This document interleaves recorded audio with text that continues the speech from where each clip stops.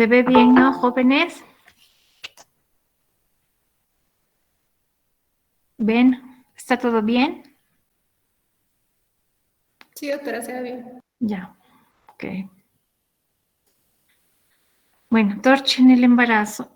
TORCH es una sigla que engloba varias infecciones, la mayoría del tipo viral, sobre todo el herpes, la rubiola y el citomegalovirus, que pueden traer bastantes secuelas tanto a la madre como al feto. Por eso se la ha englobado en una sigla TORCH, ¿ya? Entonces, el síndrome TORCH es un acrónimo, es decir, una unión de siglas que hace referencia a la infección intrauterina causada por varios microorganismos patógenos, es decir, toxoplasmosis, rubiola, herpes, Chagas y citomegalovirus. En esta parte el Chagas lo voy a reservar porque ustedes tienen un seminario de Chagas más adelante donde van a revisar con amplitud el Chagas, ¿de acuerdo? Bien, entonces hemos dicho que el TORCH implica la toxoplasmosis, que es la más frecuente, y ahora en estos 2 años estamos implementando en el control prenatal como examen rutinario a todas las embarazadas. Además está la rubiola, que gracias a Dios por la vacunación que se ha vuelto a repetir a los 15 años, está ya casi ya no existen casos de rubiola. El citomegalovirus, todavía hay pacientes que tienen, al ser asintomático es bastante especial, y Chagas y por último el herpes. Decirles que el herpes es muy frecuente y muchas veces no lo sabemos detectar. Estoy hablando de las pacientes. ¿Ya? Empezamos. Como la primera parte es la toxoplasmosis, definimos la toxoplasmosis, que es una enfermedad parasitaria producida por el Toxoplasma gondii. Este es, Toxoplasma gondii, que va a ser un protozoo intracelular. Y así es cuando invade la célula. En realidad, el toxoplasma, ustedes han escuchado hablar, es una enfermedad por los gatos. Efectivamente, tienen una gran responsabilidad, sobre todo las heces contaminadas. ¿Ya? Bien, ¿cuáles son los estadios del parásito, del Toxoplasma gondii? Se dividen en 3, taquizoito o trofozoito, que en algunas circunstancias, como en la amebiasis, por ejemplo, es la forma infectante, ¿no es cierto? Quiste o bradizoito y ovoquiste. Bien, la forma proliferativa es el taquizoito o el trofozoito, y al igual que en la enfermedad amebiana, esta se contagia, como contamina directamente por sangre, heces y secreciones. ¿Ya? Es por diseminación hematógena exclusivamente, y lo que va a producir es una infección aguda. Cuando la infección es por un quiste o bradizoito, se aloja en el músculo y en el tejido nervioso. Cuando es por un ovoquiste, es una forma infectante y es debido a la contaminación por las deposiciones de gato. Y esto se transforma en esporoquistes para ser infectante. Entonces, al ingerir vía aérea o vía contaminación de alimentos, hace la toxoplasmosis una enfermedad activa. Bien, vías de transmisión son 3: vía oral, como estábamos diciendo, alimentos por ingestión de ovocitos, de alimentos crudos o mal cocidos, pueden ser contaminados, pueden ser carnes, pueden ser leches, vía transplacentaria, que infectan al paciente debido a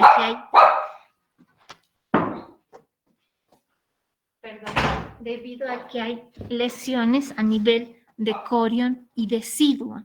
Por estas lesiones es por donde va a atravesar el toxoplasma, si quieren, e infectar al bebé. Y lo que va a hacer una toxoplasmosis congénita. Por Dios.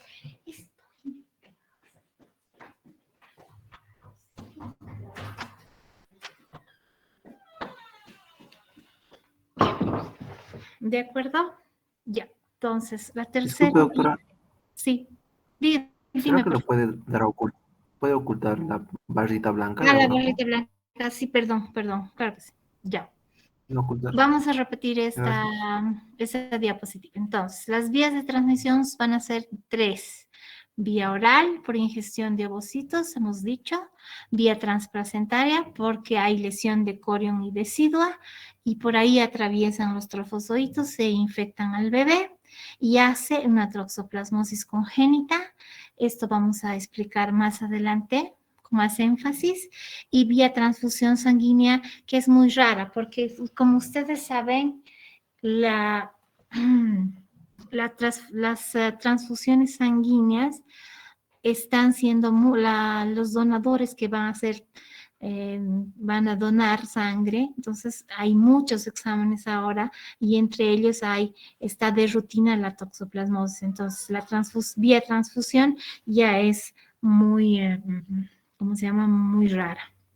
Entonces nos queda vía oral y vía transplacentaria. Bien. La toxoplasmosis adquirida, ¿cómo va la mamá a tener, cómo vamos a sospechar de una toxoplasmosis adquirida en la madre?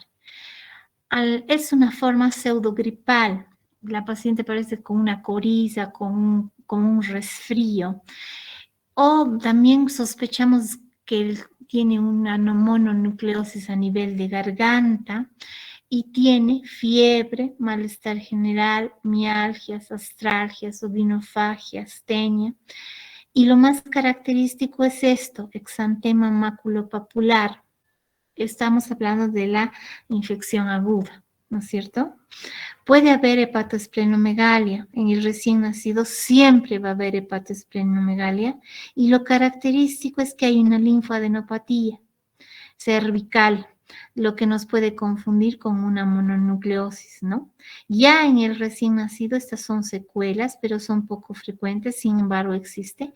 Hay corioretinitis y lo más raro es que haya neumonitis y encefalitis. Eso hay que reconocer en los bebés. Bueno, ya cuando hay toxoplasma en la gestación, se produce ya el paso del parásito a través de la placenta.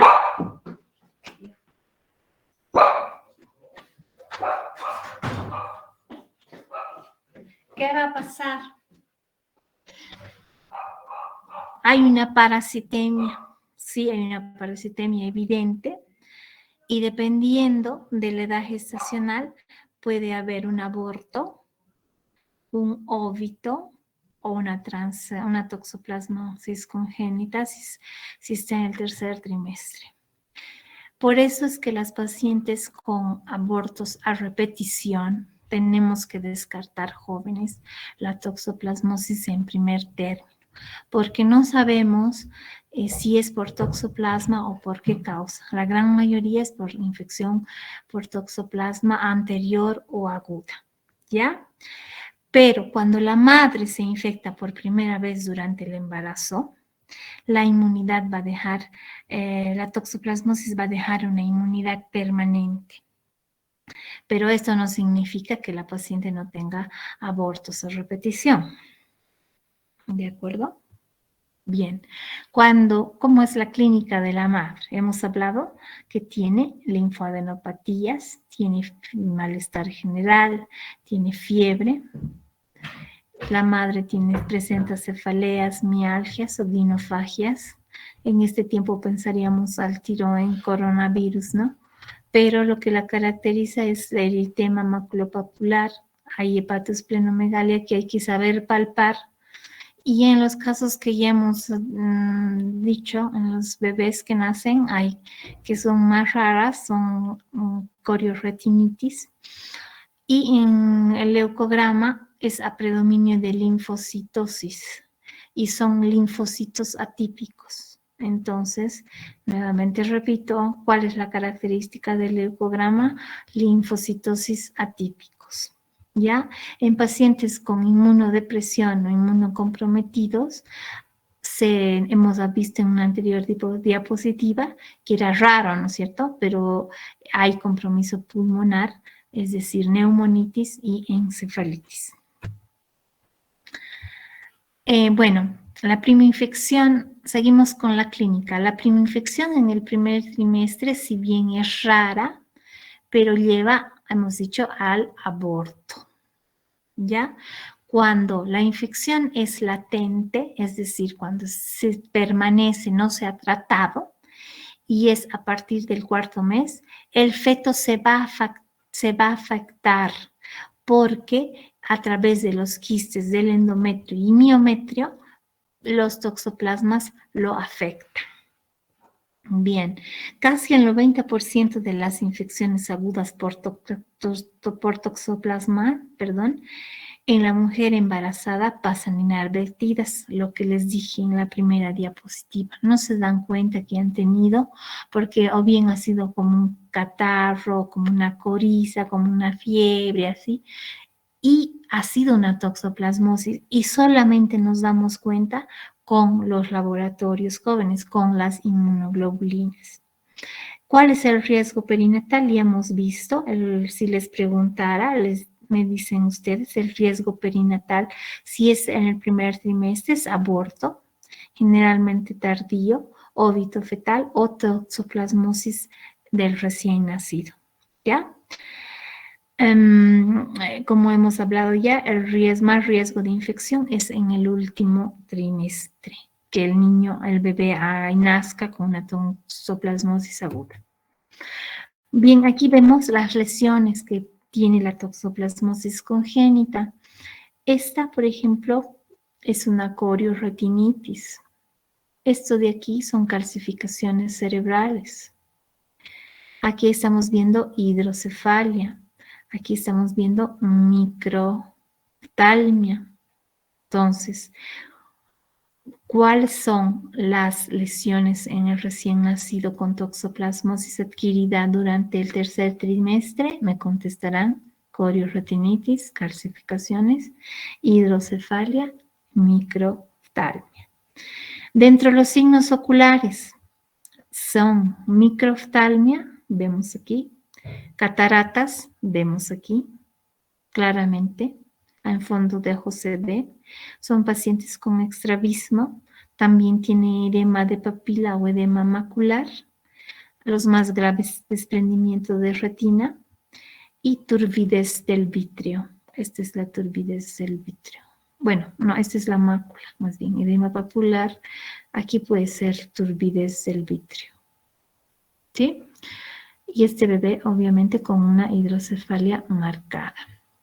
Cuando hablamos de cuál es la tetrada de Sabin, me dirán corioretinitis, hidrocefalia, convulsiones por las calcificaciones cerebrales intracraneales. ¿De acuerdo? Tetrada de Sabin, signos oculares de la toxoplasmosis. Bien, cuando la toxoplasmosis es congénita, hay síntomas de infección generalizada. Aquí está lo que les decía, ascitis, hepatosplenomegalia evidente. Hay dificultad para la alimentación, son bebés que apenas pueden deglutir, son bebés con disnea, pueden hacer apnea y cianosis. Hay cardiomegalia, hepatosplenomegalia, ictericia, púrpura y exantema maculopapular. ¿Cuáles son los signos neurológicos de una toxocongénita? Son bebés apáticos, letárgicos, es decir, duermen todo el día, apenas lloran y también pueden tener parálisis o signos de parálisis cerebral.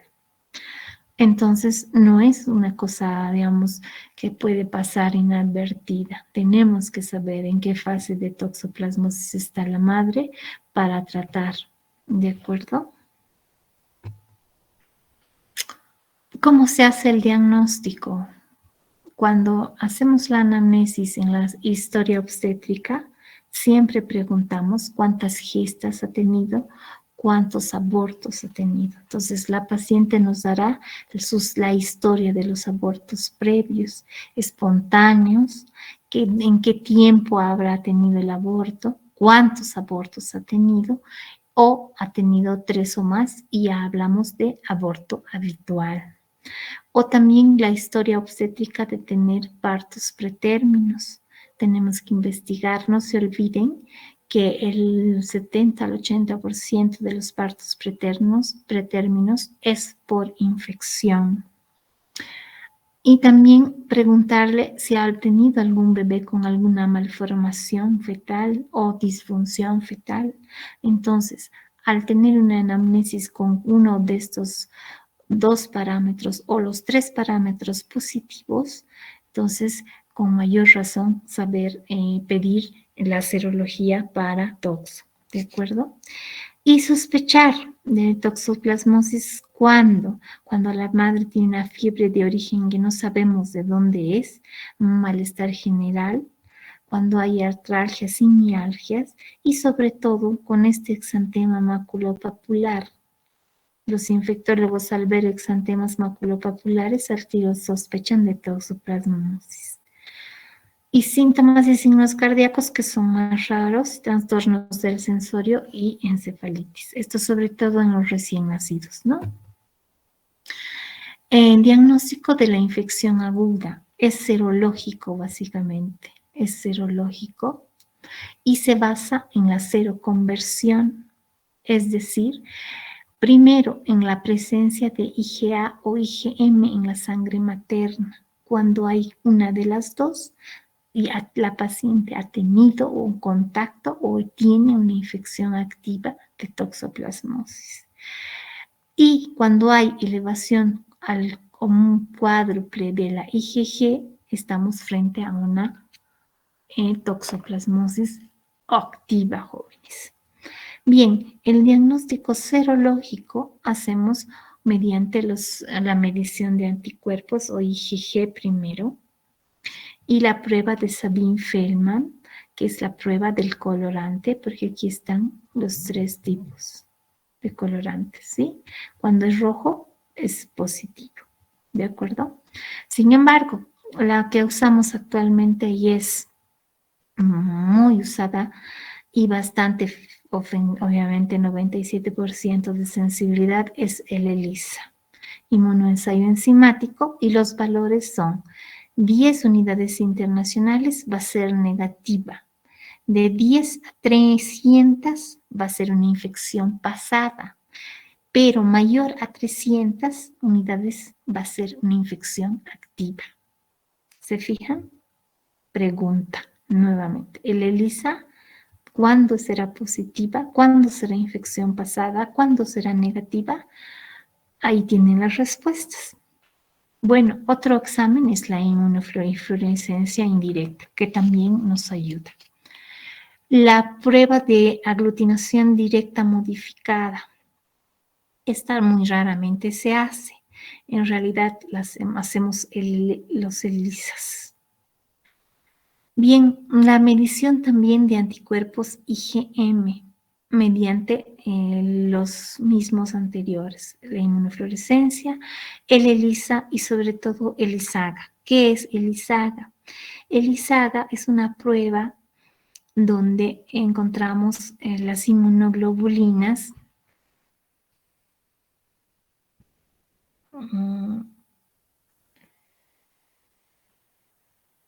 para la toxoplasmosis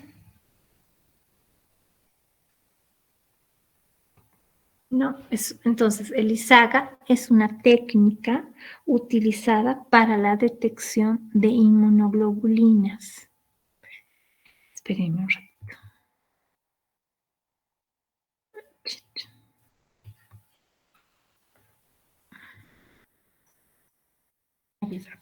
Entonces, es una técnica utilizada para la detección de inmunoglobulinas, sobre todo A.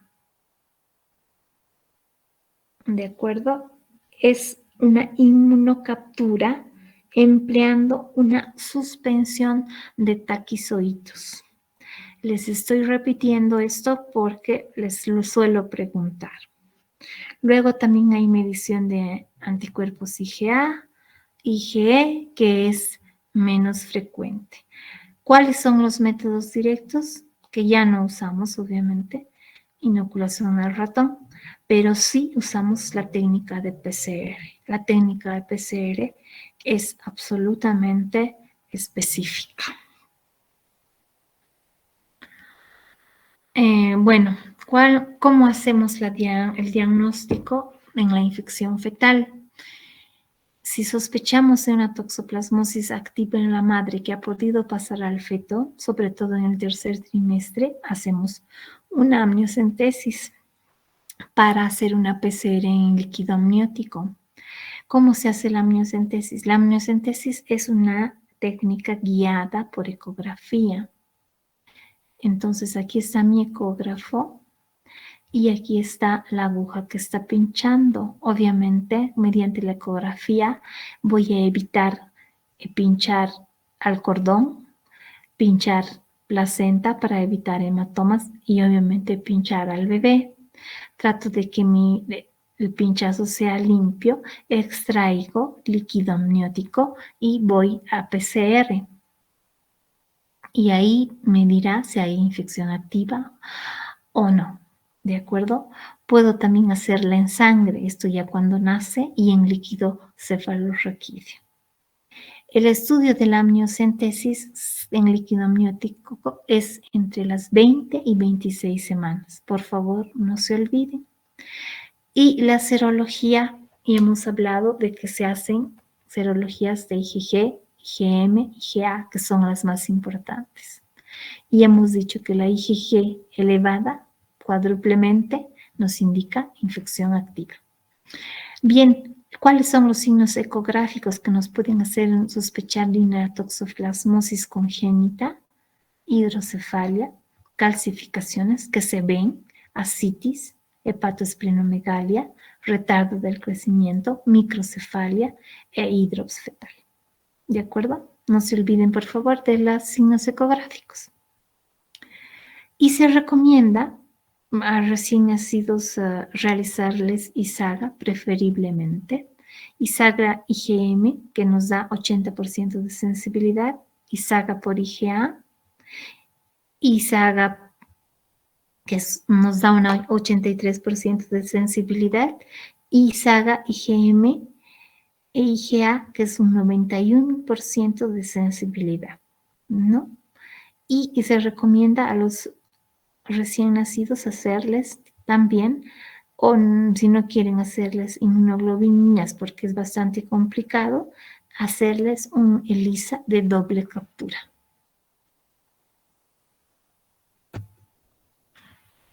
Bien, ¿cuál es el tratamiento? Básicamente en la embarazada, el tratamiento es la espiramicina y usamos 1 gramo cada 8 horas, ¿de acuerdo? Siempre acompañamos de ácido folínico de 10 a 20 miligramos cada día. De no haber espiramicina, porque algunas veces no existe, podemos usar la pirimetamina y la sulfadiazina. Pero la pirimetamina, con la excepción de que no se puede dar en el primer trimestre, porque puede producir trombocitopenia y leucopenia. Yo por lo menos en mi experiencia personal usando solamente espiramicina he visto que tiene efectos colaterales como pacientes que han tomado la espiramicina durante un mes, el bebé ha tenido oligohidramnios, ha hecho ruptura prematura de membrana, son efectos colaterales, y también ha habido un distrés respiratorio bastante grave. ¿De acuerdo? Ese es el tratamiento, pero no sin efectos colaterales. Al recién nacido, el tratamiento se va a realizar, que ha tenido toxo congénita, se va a realizar un tratamiento durante un año y básicamente le dan pirimetamina, 1 miligramo kilo día, mezclado con asociado con sulfadiazina, 85 miligramos kilo peso día, cada 12 horas vía oral, siempre asociado al ácido folínico, 5 miligramos día, dosis vía oral, 3 días por semana. Se puede alternar la espiramicina, pero generalmente usan estos 3 en los bebés. Y en fases asintomáticas, básicamente usamos solamente espiramicina en dosis muy bajitas de 0.05 gramos kilo día. No se olviden, jóvenes, que hay bastantes asintomáticas, entonces hay que tratarlas para evitarnos un bebé con toxo. ¿De acuerdo? Bien, ¿cómo vamos a prevenir una toxoplasmosis? Primero que una embarazada, todas las embarazadas deben evitar estar en contacto con gatos, ¿no es cierto? Siempre es la primera recomendación. Pero además de eso, lavarse bien las manos antes de comer, cuidado en relación con los gatos, evitar alimentarlos con carne cruda, cuidado con las materias fecales, es decir, tener un depósito especial para estas, control de vectores como ser ratas y ratones. La higiene personal y familiar es muy importante. Evitar sobre todo a las mujercitas, alimentaciones con carnes crudas o mal cocidas. Lavar los utensilios y superficies que han estado en contacto con carnes crudas y o vegetales sin lavar. O sea, básicamente una higiene exhaustiva donde hay sospecha o presencia de gatos. ¿Ya? Bien, pasamos a la rubiola, que sin embargo ya está más bien desapareciendo. La incidencia es muy baja, si es que gracias a la vacunación. Sin embargo, algún caso que pueda haber es una enfermedad exantemática porque hay pápulas, es contagiosa, benigna en la gestante, pero durante el embarazo puede provocar graves repercusiones. Si les pregunto, la etiología es por un virus que es la rubiola, que da inmunidad permanente, es un virus tipo RNA del género Rubivirus y la familia es Togaviridae. La tasa de infección fetal es de 80% en el primer trimestre. Se fijan, si una madre ha contraído rubiola en el primer trimestre, 80% va a ser, el bebé va a tener la infección y 20% en el tercero, al revés de la toxo, ¿cierto? Y la tasa de afectación es 25% en el primer trimestre y menos del 1% en el tercero. Las fuentes de infección son la madre durante su infancia, desde los 2 días hasta los 7 días, después del inicio de la erupción cutánea, es infectante. Lactantes estamos hablando de fuentes de infección. Lactantes con rubiola congénita y estamos en contacto con ellos, y la vía transplacentaria también es importante. La probabilidad de infección y afectación fetal está en relación inversa a la edad gestacional. Ya hemos dicho, a mayor edad gestacional, menos riesgo de infección al bebé. No se olviden que da inmunidad de por vida. Cuando hay transmisión placentaria, cuando es la infección de la madre a las 8 semanas o alrededor de las 8 semanas, es 85% de transmisión. Cuando es de las 9 a las 12 semanas, la infección puede provocar aborto en el 4 a 9%, feto muerto in útero en 2 a 3%. Cuando la transmisión es 20 a 23 semanas, es solamente un 30%. ¿Cómo se transmite? Básicamente es vía respiratoria, por contacto directo con las secreciones del paciente infectado, ya sean nasales o faringes, o simplemente por las gotitas de Flucher. ¿Cómo es la clínica?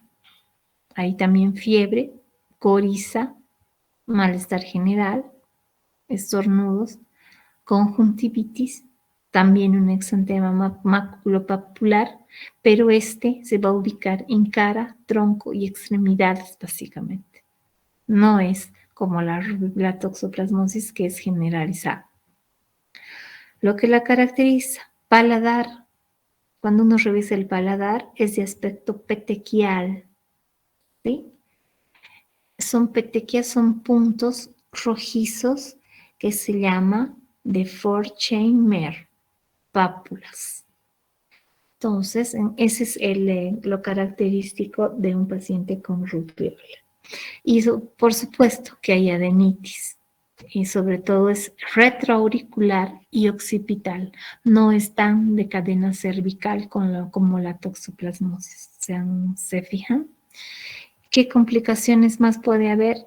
Artralgias, mialgias, encefalitis en el bebé y púrpura, pueden nacer con púrpura trombocitopénica. ¿Cuál es el riesgo perinatal cuando una madre contrae rubiola durante el embarazo? Aborto, óbito fetal y lo más importante, malformaciones. Sin embargo, todo esto va a depender de la edad gestacional en la que se contagia la madre. ¿Cómo es la rubiola congénita? Esto lo van a ver con mayor detalle en pediatría, entonces lo vamos a pasar rapidito. El paciente va a tener el síndrome de Greg.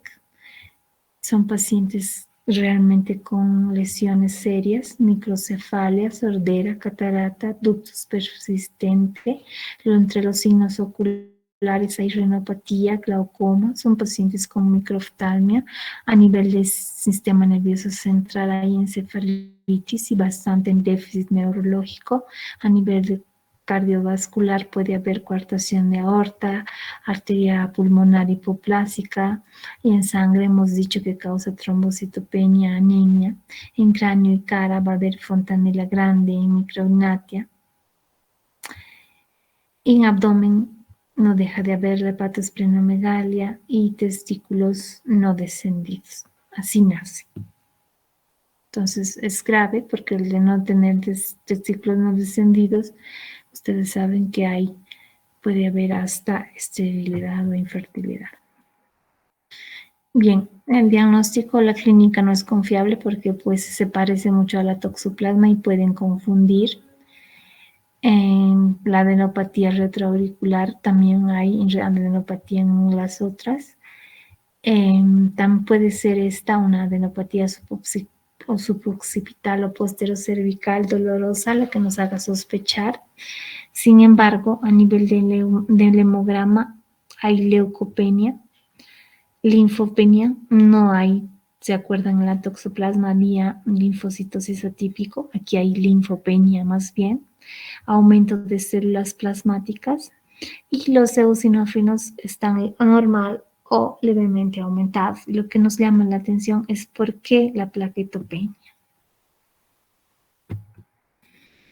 Bien, lo que odiamos todos, la determinación de inmunoglobulinas, es importante hacer en este caso, sobre todo IgG, IgM a la gestante.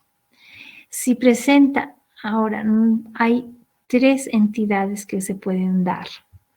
Si presenta exclusivamente IgG, si presenta IgG y si no presenta anticuerpos. Bien, si presenta exclusivamente IgG, está protegida por vacunación o inmunización natural o ha tenido la enfermedad y le ha dado inmunidad permanente.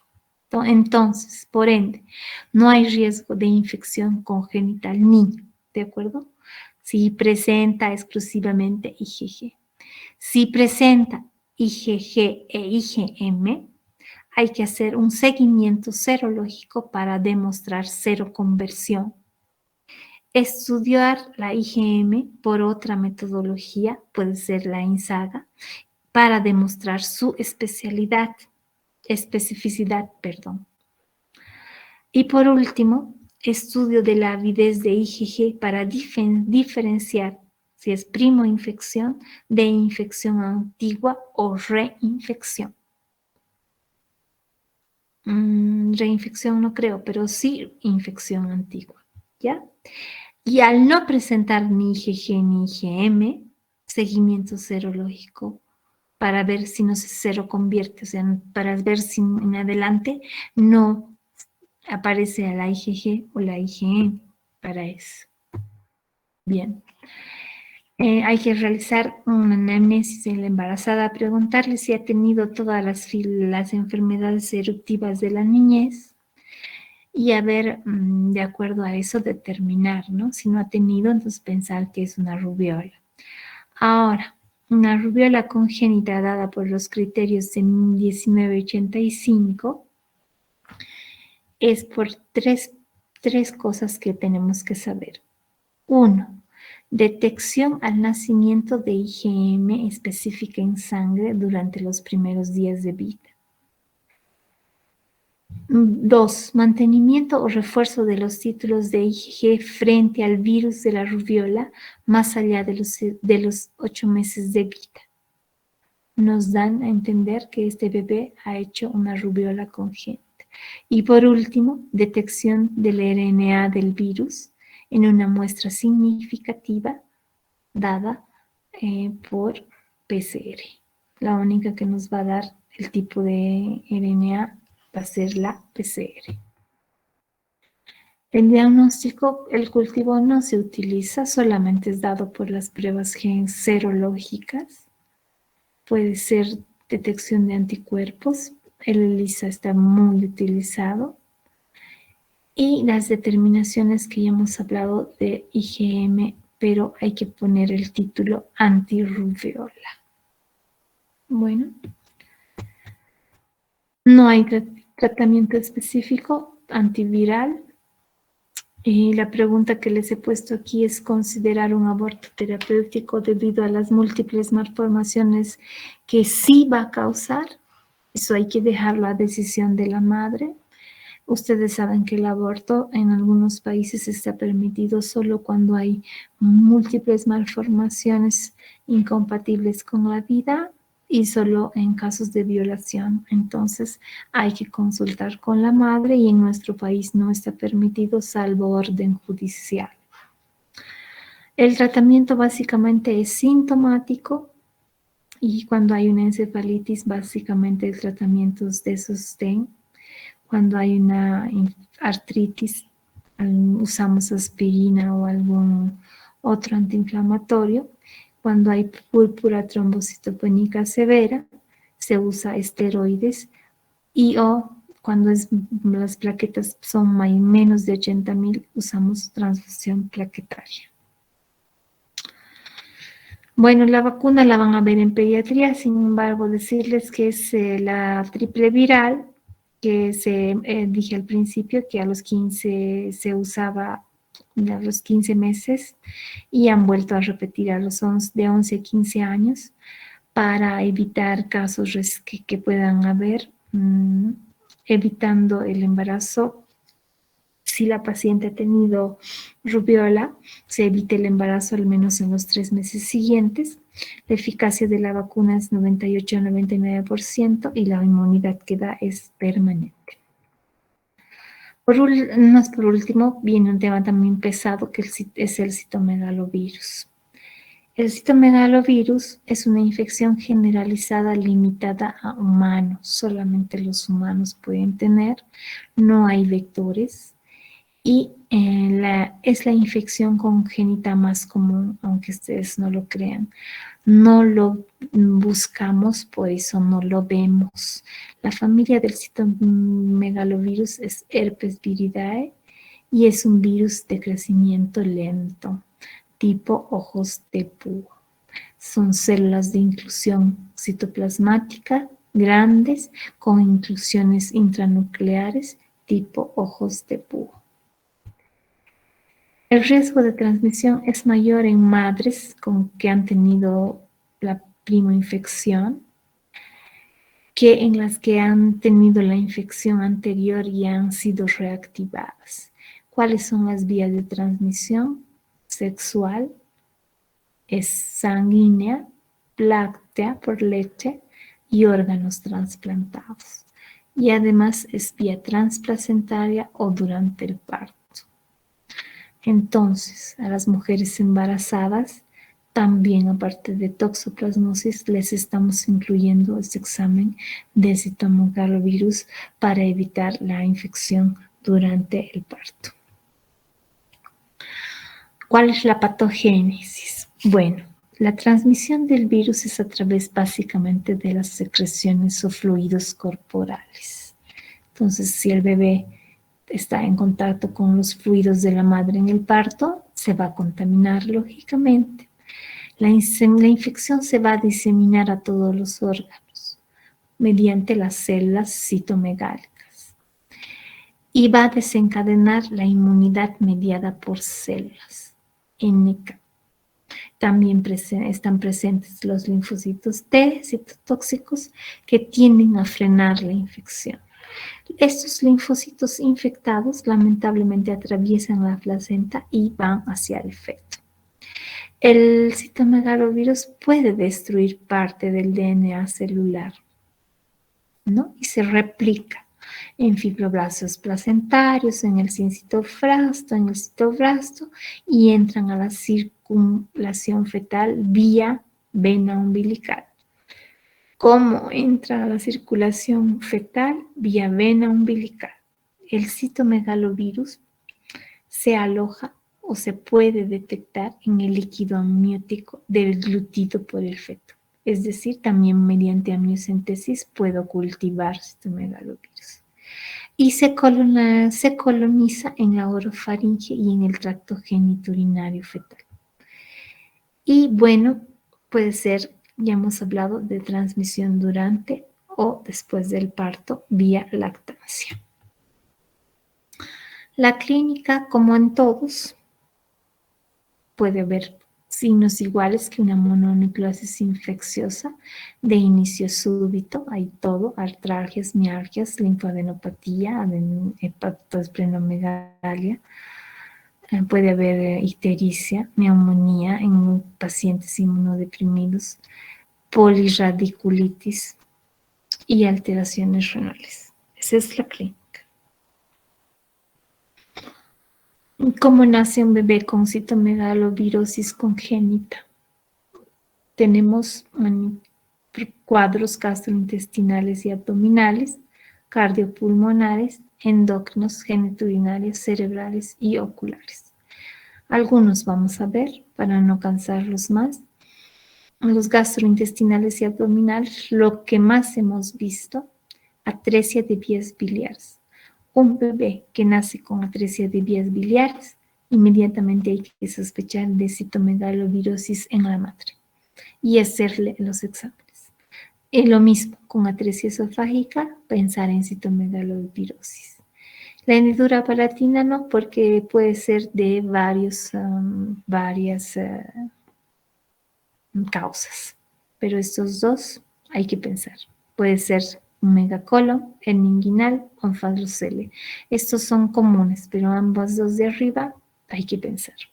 Las cardiopulmonares son todas las comunicaciones, CIA, CIB, estenosis mitral congénita, quiste de pulmón, Aquí no se logra ver, pero sí se logra ver un corazón bastante grande. Retorno venoso anómalo, puede haber una tetralogía de Fallot, un timo hipoplásico. A nivel endocrino hay hipoplasia suprarrenal, son pacientes hipotiroideos, tienen hipospadias, tienen hidromicrocefalia, microgiria, aplasia cerebelosa, y a nivel ocular pueden tener microftalmia, atrofia óptica, cataratas. Casi estamos igual que en la toxoplasmosis. Se estarán preguntando qué es la microgiria. Ya les digo.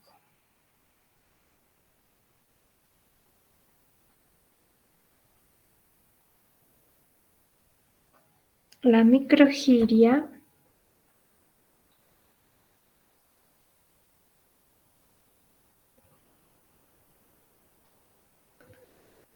microgiria son alteraciones en las circunvoluciones cerebrales.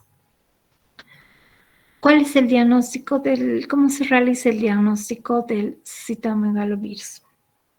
Mediante la clínica, pero es muy sugestivo, cultivo de las células de inclusión, ya sea orina, jugo gástrico o líquido cefalorraquídeo. Me inclino más por el jugo gástrico y líquido cefalorraquídeo, y el diagnóstico definitivo nos los va a dar la serología por la curva ascendente de las inmunoglobulinas. No puede ser una inmunoglobulina IgM positiva, doblemente positiva, triplemente positiva en el recién nacido. Si no quieren la serología porque es compleja, le haremos un ELISA o directamente una biopsia de glándula parótida o hígado para ver estas células ojos de búho con inclusiones citoplasmáticas que son características. Y alguna vez hacemos pruebas de antigenemia que son específicas para el virus de parotiditis 6.5. También puede ser por inmunofluorescencia indirecta. Y una prueba biológica es la PCR, detectando el ácido nucleótido viral. No se olviden que la reacción de polimerasa en cadena nos detecta el ácido nucleótido del virus y nos da exactamente cuál es. Y aislar el virus en cultivo, pero bastante raro, ¿ya? Bueno, hemos dicho que ya tenemos que incluir al citomegalovirus en el control prenatal. Básicamente, si nos daría la positividad, veríamos las IgGs, que si la IgG es positiva, tuvo infección en algún momento. Si la IgG es negativa y hay una seroconversión, se hace positiva, puede ser una infección primaria. Y si hay IgG y aumenta en 4 veces a la infección primaria, hay que ver si es una infección primaria o se está reactivando, porque el citomegalovirus es como toda infección viral, no se cura, se atenúa y luego se reactiva. Y si hay una infección, una IgM, es una infección activa. No hay de otra. Entonces, les pregunto de nuevo. La serología IgG positiva tuvo infección en algún momento. Si la IgG es negativa y se positiviza, es una infección primaria. Si hay un aumento en 4 veces de la IgG, hay que determinar infección primaria o reactivación. Y si es IgM positiva, es infección actual o reciente. Infección actual.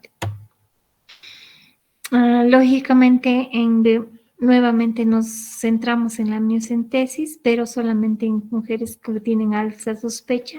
No se olviden que aquí está la amniocentesis más clara, donde se debe hacer exactamente la punción, lejos de la placenta, lejos del cordón, lejos del bebé, guiados por ecografía, solo en mujeres con alta sospecha.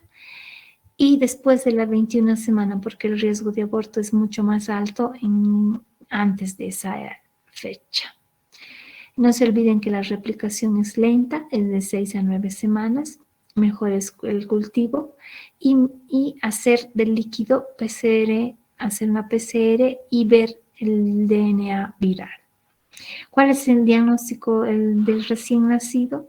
El gold estándar es el cultivo viral. Ustedes saben que el tratamiento no hay tratamiento, no hay una droga efectiva antiviral, aunque se ha postulado la vidarabina y el ganciclovir. El ganciclovir llega en nuestro país, ahora tenemos mucho más acceso a los antivirales y podríamos usar. El ganciclovir en 5 miligramos cada 12 horas durante 2 o 3 semanas, no tiene efectos teratogénicos, no requiere estudios, no sabemos si realmente inhibe la replicación viral. En el recién nacido sí se debe tratar porque se puede suprimir la replicación viral temporalmente. Ustedes saben que luego puede volver a reactivarse, pero no va a prevenir las secuelas a largo plazo de este bebé. Ya no se contraindica la vacunación con virus muertos o atenuados. La mujer no gestante debe evitar embarazarse los 3 meses siguientes a la vacunación con virus vivos. Esa es la prevención. Finalmente, el herpes, conocido porque en la mayoría hemos tenido ya sea un herpes labial, tipo 1 o algunos tipo 2, ¿no? Se caracteriza por un grupo vesicular, llena de líquido claro, es bastante doloroso, es de la familia Herpes viridae, ADN bicatenario, no olvidarse, y existen más de 80 serotipos. Cuando vienen con el herpes tipo 2 y tienen recidivas y siguen teniendo relaciones sin preservativo, se están reinfectando con los más de 80 serotipos que hay. Entonces, mucho ojo, ¿ya? Las vías de transmisión del herpes tipo 1 es, ya saben, contaminación por saliva o gingivoestomatitis por las famosas aftas. Y el tipo 2 básicamente es vía sexual y canal del parto. Entonces, a toda madre que tenga, les añadimos también esta prueba de herpes, serología de herpes, porque si es positiva, directamente no va a ir a parto, sino a cesárea. Entonces, hemos dicho por contacto directo, dependiendo del tejido infectado, puede ser por lesiones maculares, lesiones pustulosas en mucosas. Y los virus, no se olviden que causan un efecto de lisis celular y establecen su latencia en las neuronas que se ocultan de la respuesta inmune. No hay respuesta inmune. No se olviden también que se reactivan por estrés o inmunodepresión después de algún resfrío o alguna infección, aparece el herpes. ¿Sí? Para controlar la infección es fundamental la respuesta inmune celular. La clínica ya todos la saben, estas son las vesículas características. Antes de su erupción hay dolor o prurito en la zona y después aparecen al 1 o 2 días las vesículas. Cuando hay en la región genital, el dolor es bastante intenso, 2 días antes de aparecer las lesiones vesiculares, pueden aparecer en labios mayores, menores, pueden estar en vagina, cuello también, hay acompañado de prurito y disuria, y sobre todo hay adenopatía inguinal. Luego, si no hay tratamiento, queda una zona endurecida que se llama queratitis herpética. Si es la infección bastante en pacientes con inmunodeprimidos o es una infección bastante fuerte, puede llegar hasta una meningitis herpética y una encefalitis. Y ya sabemos, hablemos del riesgo perinatal. Es fatal porque ataca todos los órganos, es multiorgánica, puede producir desde el aborto hasta un retardo, un parto prematuro y anomalías fetales. En el recién nacido, ¿cuál es el riesgo de cuando una madre cuando tiene herpes genital? Esto les voy a preguntar. Lesiones vasculares en piel y en faringe. El bebé tiene conjuntivitis, hace una encefalitis, hace convulsiones, tiene anemia, trombocitopenia y hepatoesplenomegalia. Las 3 primeras son las más importantes. En algunas, cuando la infección es, la viremia es alta, se produce un aborto en el 25% de los casos. Si no hay aborto, el bebé puede estar o nacer con un retardo del crecimiento o restricción del crecimiento intrauterino. Hay defectos congénitos importantes, microcefalia, hidranencefalia, o sea, hay líquido en vez de haber microcefalia acompañado de líquido dentro.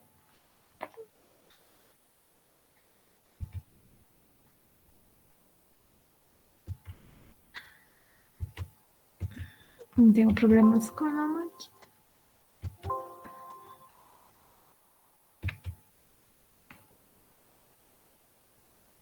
Ya. También hay calcificaciones, retardos psicomotor, encefalitis y lo más grave es la sepsis. Por eso es importante tener un diagnóstico previo antes de darle parto a una paciente que tiene herpes positiva tipo genital. Aquí están las lesiones cerebrales, la hidrocefalia, se ve aquí líquido en los ventrículos, calcificaciones, todas estas partes blanquecinas.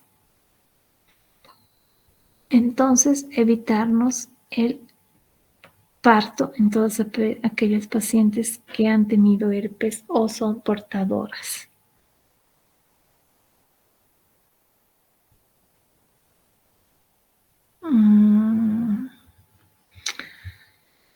Básicamente el diagnóstico es clínico, jóvenes, tanto el oral como el genital, porque hay eritema, dolor y vesículas. Y esto se produce, el dolor y el eritema 2-3 días antes y luego hay se produce ¿qué se llama? Se produce las vesículas, la erupción vesicular. Sin embargo, aquí dice que el cultivo es gold estándar del diagnóstico. ¿Cuál es el tratamiento?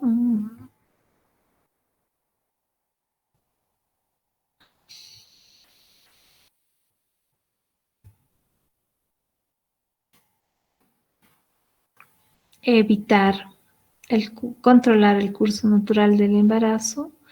Ya saben, dar parto vía cesárea, conducta expectante, que se induce a la madurez pulmonar en embarazos menores de 34 semanas. Y cuando la paciente tiene un evento herpético durante el embarazo, hay que dar aciclovir 200 miligramos 5 veces por día durante 10 días. Va a remitir y disminuye la carga viral materna. Pero el aciclovir está contraindicado en el primer trimestre por efectos teratógenos jóvenes. Cesárea electiva, no solamente para evitar las complicaciones en el recién nacido y más aún cuando tienen vesículas latentes. En embarazos con enfermedad recurrente hay que hacer profilaxis con aciclovir para evitar una recidiva de la enfermedad a partir de la tercera semana de 36 semanas, indicar cesárea electiva y iniciar estudio en el bebé para ver si no es portador o no tiene la infección. Entonces, ¿a qué se refiere con esto? Que el herpes, jóvenes, que el herpes remite. Yo me trato el herpes por 10 días con aciclovir y hay temporadas, 3 a 6 meses que remite. Pero sin embargo hay un evento de estrés o de disminución de las defensas y el herpes vuelve a aparecer. El embarazo de por sí baja un poco las defensas de la madre debido al alto consumo, ¿no? Que requiere al alto estrés, no estrés, sino alto alteración del metabolismo. Entonces pueden haber recurrencias durante el embarazo. Entonces se hace profilaxis para evitar una viremia a partir de la semana 36 sobre todo. Pero aún así no debemos dar parto, sino irnos por la cesárea electiva. Eso es jóvenes. Viene Chagas, que ya no los canso más porque en Chagas lo van a ver en el seminario respectivo. Es complejo, yo sé, entiendo, sobre todo las inmunoglobulinas. Por favor, vuélvanlo a leer y cualquier pregunta me hacen llegar o quieren preguntarme ahora. Doctora, yo tengo una pregunta. Dime, doctor. ¿Qué tipo de laboratorio podríamos pedir en una madre que tal vez ha cursado con citomegalovirus o su hijo tal vez ha cursado con citomegalovirus? Y en la presentación que nos ha dado doctora, decía que una de las expresiones de la enfermedad del citomegalovirus era la aplasia tímica. Sí. ¿Qué tipo de laboratorio podríamos pedir en este paciente? Le pregunto con el siguiente objetivo. En el Hospital Maternológico Germán Orquídea, en la cama 9, si no me equivoco, o 11, es un niño de 2 años y 4 meses que ha nacido sin timo. Sin timo. Entonces tendríamos que hacerle una PCR o líquido cefalorraquídeo. Dice que es cultivo, es el gold estándar, el cultivo. No lo sé, pero yo me inclino por la PCR, porque la PCR dirigida a citomegalovirus nos va a dar el tipo de ADN viral. Lógicamente es cara, no es la PCR que hacemos para el coronavirus que sale 500 pesos, no, esta sale 2,000 y tantos, pero frente a una aplasia tímica, yo pienso que ha habido un citomegalovirus en el embarazo y se debe hacer el diagnóstico al bebé y debe haber algunas otras cosas más que no se han diagnosticado, siendo la PCR la mejor, ¿no? Porque las IgGs no saben qué pasa con las IgGs. Hay pocos laboratorios que nos dan una exactitud porque es tan complicado el tema de las IgGs que sí, todos los laboratorios pueden, pero muy pocos saben la técnica exacta, pero la PCR es la que no nos va a fallar. Entonces habría que insistir en una PCR para ese bebé. Está bien, doctora. Y existe tal vez, complementando la pregunta, Sí. estaba leyendo también, doctora, ¿existirá tal vez alguna relación o no están para nada relacionados entre la infección por citomegalovirus y el síndrome de George, que también presenta en sus características la aplasia? Sí, puede ser. Entre los dos habría que definir. Lo que nos va a definir es la PCR. porque el George no va a tener ARN viral, no va a tener, no nos va a dar ningún virus, ¿no? Porque sí, básicamente el George es igual, tiene las mismas características, retinopatía, escoriola, todo, casi lo mismo que un bebé con citomegalovirus. Entonces es el diagnóstico diferencial primero, ¿no? Que se plantean los pediatras, es verdad. Pero mediante una PCR nos va a diferenciar qué es. Muchas gracias, doctora. No, por favor, es un tema complejo, jóvenes. Yo sé, manejan mejor los pediatras que los ginecólogos. La única recomendación mía como ginecóloga es que a todas las pacientes, porque ahora están muy diversas, les pidamos toxoplasmosis de primera, les pidamos serología para citomegalovirus y sobre todo serología para herpes, para hacer un diagnóstico prenatal oportuno y un tratamiento oportuno para entregar a un bebé sin secuelas, o si tiene secuelas, bueno, que la madre la sepa, ¿no? De eso se trata. Gracias, jóvenes, un gusto. Bueno, el impasse de la pregunta ya lo hemos solucionado, ¿no es cierto? Y conmigo nos vamos a ver en unos días. Y ya viene una clase súper bonita que les va a gustar, que se llama enfermedad inflamatoria pélvica. Gracias por su atención.